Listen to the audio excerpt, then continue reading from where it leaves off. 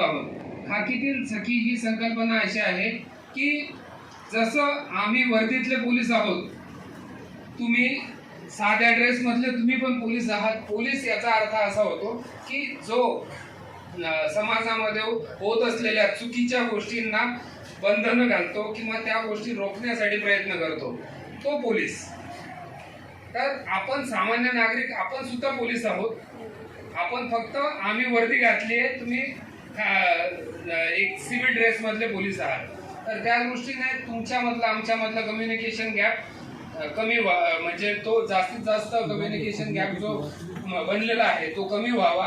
आणि आपण एक आम्ही पण तुमच्यासारखे एक नागरिक आहोत आणि तुम्ही पण आमच्यासारखे खाजगी ड्रेस मधले पोलीस आहात। या दृष्टीने एक संकल्पना राबवावी या उद्देशाने खाकीतील सखी एक संकल्पना राबवली आहे।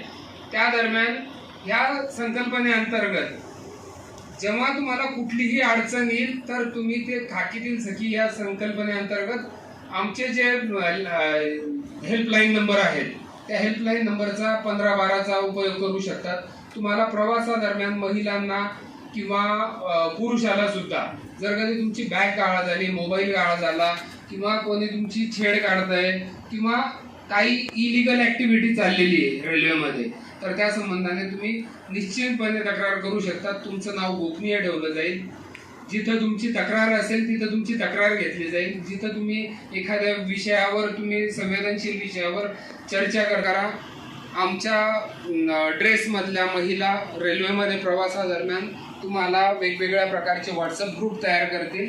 जे लोक रेल्वेने प्रवास करत असतील तर त्या दरम्यान ते व्हॉट्सअप ग्रुप तयार करून त्याच्यामध्ये तुमच्या ज्या काही अडचणी असतील रेल्वे प्रवासादरम्यानच्या किंवा रेल्वे प्लॅटफॉर्मवरच्या, रेल्वे स्टेशनवरच्या, तर त्या संकल्पना तुम्ही मांडू शकता त्या व्हॉट्सअप ग्रुपवर किंवा त्या जो कोणी महिला कर्मचारी राहील त्याचा नंबर आपल्याला शेअर केला जाईल। त्यांच्याशी तुम्ही पर्सनली बोलू शकता किंवा व्हॉट्सअपला शेअर करू शकता तुमचे अनुभव। ही संकल्पना क्लिअर झाली। आता आपण महत्त्वाचे विषय आहेत की महिला सुरक्षा आणि महिलांसंबंधी आता आपण रेप्युटेड कॉलेजचे विद्यार्थी आहात। आता शहरामध्ये खूप मोठ्या प्रमाणावर अंमली पदार्थांचा सेवनाचं प्रमाण वाढत चाललं आहे। तर त्या दृष्टीने सगळ्यांनी दक्षता घ्या आणि आपण एकदा अंमली पदार्थांच्या व्यसनात अडकले तर तो विळखा असा आहे की त्यातून तुम्ही बाहेर निघू शकत नाही। त्या दृष्टीने